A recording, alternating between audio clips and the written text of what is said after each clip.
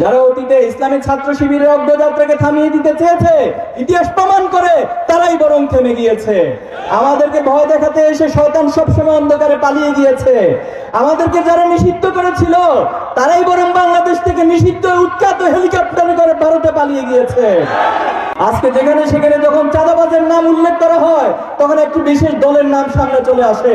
তারা চাঁদাবাজি নিজেদের হাতে তুলে নিয়েছে। আমরা 2024-এর পর এই প্রজন্ম প্রবল ভাবে চমৎকার ভাবে আপনার স্বপ্ন দেখছি। আমরা স্বপ্নের কথাগুলি সবার কাছে উপস্থাপন করছি যে কেমন বাংলাদেশ আমরা দেখতে চাই। আমরা ভেবেছিলাম ফ্যাসিবাদী হাসিনা যখন এখান থেকে পালিয়ে গিয়েছে এখানকার মানুষের চিন্তার রাজনৈতিক কালচারের একটি বড় পরিবর্তন হবে, কিন্তু দুর্ভাগ্যজনক হলেও সত্য আমরা দেখছি এখনো কারো কারো মাঝে সেই চিন্তার পরিবর্তন ঘটে নাই। তারা ফ্যাসিবাদী হাসিনা যা রেখে গিয়েছে তার অসমাপ্ত কাজগুলো আজ নিজেদের কাঁধে তুলে নিয়েছে। ফ্যাসিবাদী সময় আমরা খুন হত্যার রাজনীতি দেখেছি, আজকে আমরা দেখছি পাথর মেরে মানুষ হত্যা করার। আপনারা দেখেছেন? এটা বাংলাদেশের জন্য নির্লজ্জ। নিজের দলে নিজের কর্মীকে শুধুমাত্র চাঁদাবাজির কারণে পাথর মেরে মানুষ হত্যা করা, এটা 2 আগস্টের পরে বাংলাদেশে মেনে নেওয়া যায় না। আমরা সিলেটে তাও মিলে দেখেছি তারা পাথরগুলোকে লুটপাট করে বাড়িতে নিয়ে চলে গেছে। এটা কেমন বাংলাদেশ আমরা দেখতে পাচ্ছি? আজকে যেখানে সেখানে যখন চাঁদাবাজের নাম উল্লেখ করা হয় তখন একটি বিশেষ দলের নাম সামনে চলে আসে।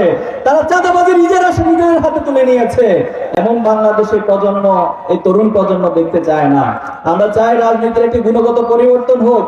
এই সমাজে যারা নেতৃত্ব দিবে তারা সৎ হোক, তারা দক্ষ হোক, তারা দেশপ্রেমিক হয়ে এই বাংলাদেশকে নেতৃত্ব দিয়ে এই বাংলাদেশের যে সম্ভাবনা রয়েছে সেটাকে যথাযথ কাজে লাগাক। আমরা চাই হিংসার রাজনীতি বন্ধ হোক। আমরা চাই কাদা ছোড়াছুড়ির রাজনীতি বন্ধ হোক। রাজনীতির মধ্যে উদারতা থাকবে, সহনশীলতা থাকবে, সম্মান থাকবে, এমন একটি রাজনীতি জুলাই আগস্টের যে প্রজন্ম তারা দেখতে চায়।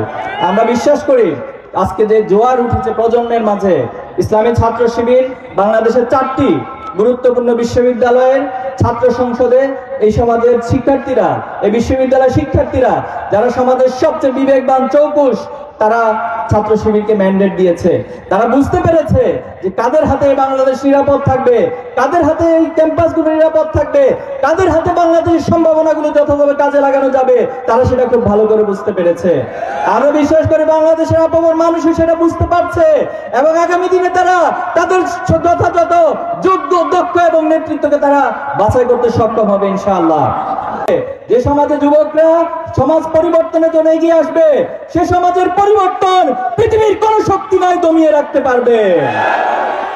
আমাদের অনেক ভাইদেরকে হত্যা করেছে, আমাদের অনেক ভাইদেরকে গুম করা হয়েছে, তাদের লাশ বিভিন্ন জায়গায় খুঁজে পাওয়া গিয়েছিল।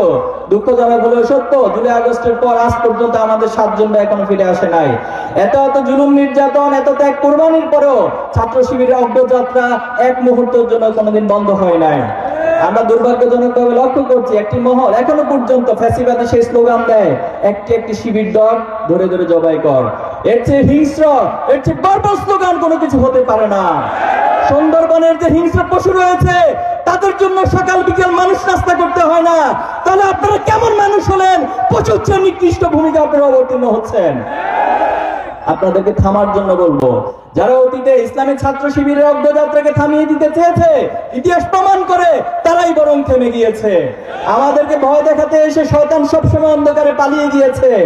আমাদেরকে যারা নিষিদ্ধ করেছিল তারাই বরং বাংলাদেশ থেকে নিষিদ্ধ উৎখাত হেলিকপ্টারে করে ভারতে পালিয়ে গিয়েছে। এজন্য এই প্রজন্ম কোন ফ্যাসিবাদী শক্তি, কারো রক্তচক্ষু, কোন আধিপত্যবাদ, কোন সাম্রাজ্যবাদকে পরোয়া করে না। এই প্রজন্ম শুধু একমাত্র আল্লাহকে ভয় করতে জানে। আমরা এই ঘোষণা দিয়েছি, আসলামতু লিরাব্বিল আলামিন। আমরা এক আল্লাহর কাছে আত্মসমর্পণ করি, এক আল্লাহর কাছে মাথা নত করি। দুনিয়ার কোন শক্তির কাছে আমরা পরোয়া করি না, মাথা নত করি না। মা এবং বোনদের উদ্দেশ্যে বলতে চাই, অনেকে নানান ভাবে অপপ্রচার চালায়। ইসলামপন্থীরা, সৎ মানুষরা যদি সমাজের নেতৃত্বে আসে তাহলে নারীদের অধিকার বঞ্চিত হবে।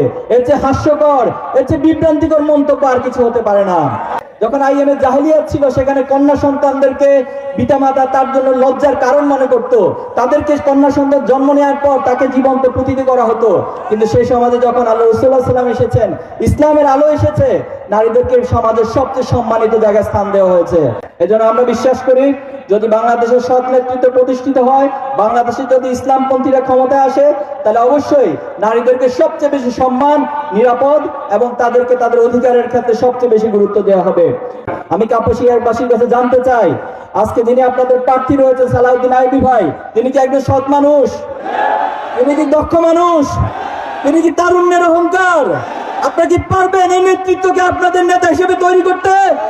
আপনাদের সবার কাছে আহ্বান থাকবে, কাপাসিয়াবাসীর প্রত্যেক ঘরে ঘরে গিয়ে আগামী দিনে যে জোয়ার উঠেছে ন্যায় এবং ইনসাফের প্রতিবিকের পক্ষে, আপনারা আমাদের সালাউদ্দিন আইবী ভাইকে এই কাপাসিয়ার নেতা হিসেবে তৈরি করবেন ইনশাআল্লাহ।